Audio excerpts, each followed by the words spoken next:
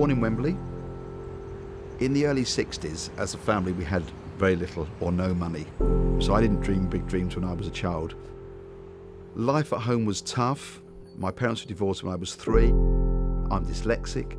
I can't process sounds, so school was a struggle. So I guess as a kid, that's most of life. But I'm not dyslexic with numbers. Numbers were really clear.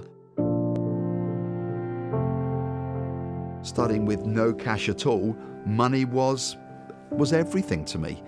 When we started the business in 1981, I had no idea about the toy industry.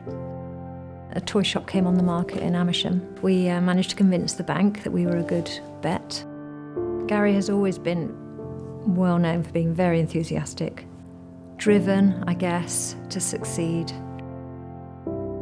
Success was a main goal. Making money, bigger and better things was really the only objective in being in business. So in 10 years we had 3 shops, and now 35 years later we have 120 stores and several franchises around the world. So in the first 10 years of being in business, I'm not sure we had too many company values. I think it was all about making money.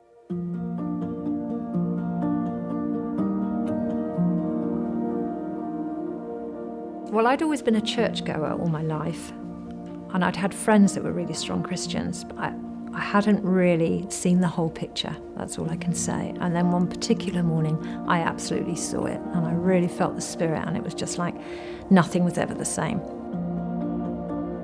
For about 3 years, I was an extremely antagonistic, non-Christian husband.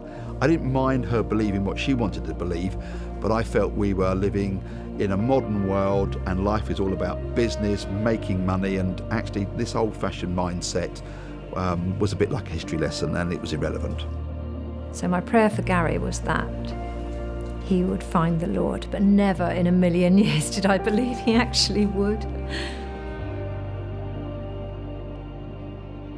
Just as we were about to open our 3rd shop, Cath had bought me a ticket for a Christian men's breakfast at her church. And I went along, and the speaker at this men's breakfast was just talking about a relationship that he had with Jesus and how the Holy Spirit can influence our life, guide us, can turn situations around. And I sat there with disbelief thinking, well, if any of this is true, there must be something in this. As I say, I was 33, I'd never been to church by myself before ever, and I'm at the back thinking I'm quite successful, in a big house, a couple of Mercedes cars, in the back of church crying. And that was the turning point. I mean, it's like, what on earth had happened? And God just got me. He was just completely changed overnight, and that's just how Gary is. When he goes for something, he goes at it 100%. Overnight, we changed our thoughts on what we should stock in the shop, the kind of hours our staff should work, whether we allowed bad language in the warehouse. Gary's not a great reader, but he did start reading the Bible. He loves Proverbs because it's short and sweet, and he can get the message straight away. And he also had the benefit of some really good Christian men alongside him that had known him for years and were just really excited to see the change in him. When I became a Christian in 1991, we had to look at this whole area of company values. How were we going to treat our customers, our suppliers, and our staff differently? And how could I put into play on an everyday basis what I now believed? It completely changed the way I approached business. When Cath suggested that we ought to consider giving, that was a bit of a challenge. He was like, it's my money, I've earned it, we're building a business, don't see why I should give it to the church.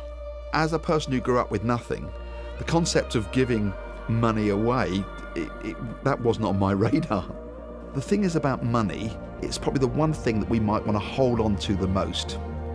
And when we can trust God and we can start to see the joy and the difference that money can make, actually once you start, you just keep going. It's almost as though life opened up. It just became so much more exciting.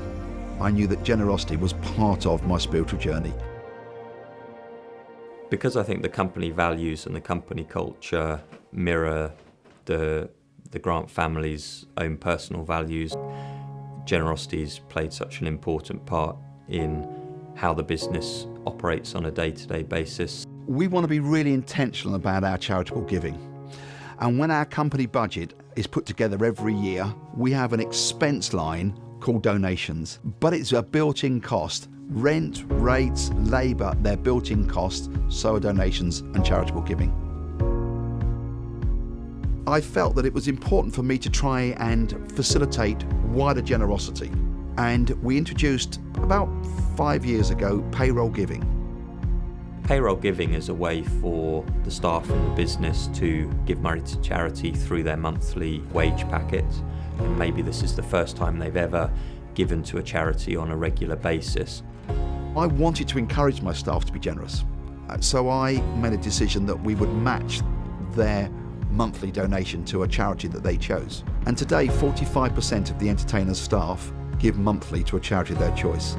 I think the business is a great opportunity to show generosity, and I think if people see it, they can see that it's actually quite easy to do, and once you encourage people to get on that journey, then they want to join in and they want to do it. Would you like to donate 40p to Great Ormond Street Hospital? It's green for yes, red for no.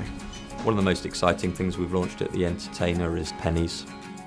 Pennies is an amazing charity that we run in store.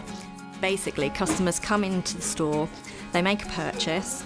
If they are using credit cards, we offer them the option to round up to the nearest pound.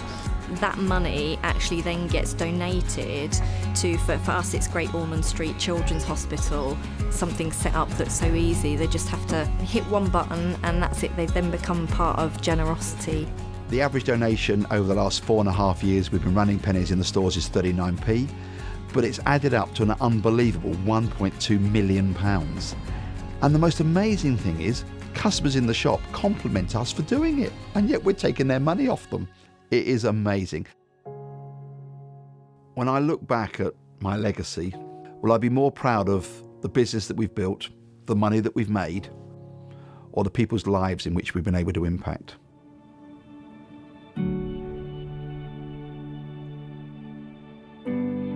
Businesses have got a tremendous potential to be able to make a difference to society. So we're a toy retailer, we earn our money from families, and wherever we can, we give back to children, so we can make a difference in children's lives.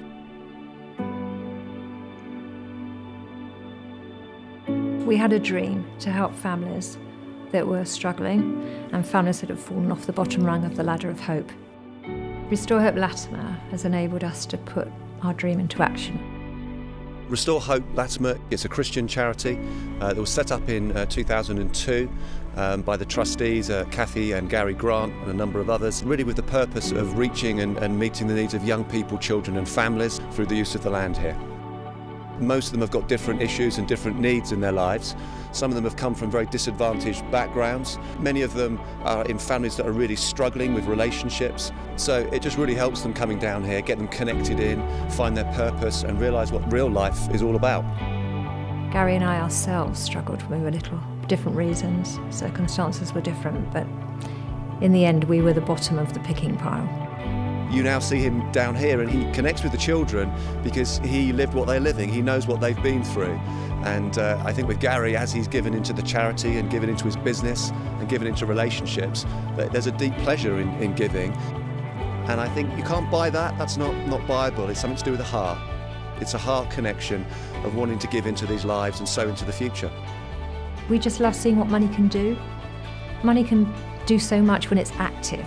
It's not active in the bank, is it? It's not active in a new car or a house. It's active when you're out there, changing someone's day, changing someone's life, giving someone an ambition for their future they've never glimpsed before. I think Gary believes now that you can't outgive God. I think we've had so many examples of giving and seeing more blessing pour into our family because of that giving, that it doesn't scare us to give now because it just all comes back as blessing.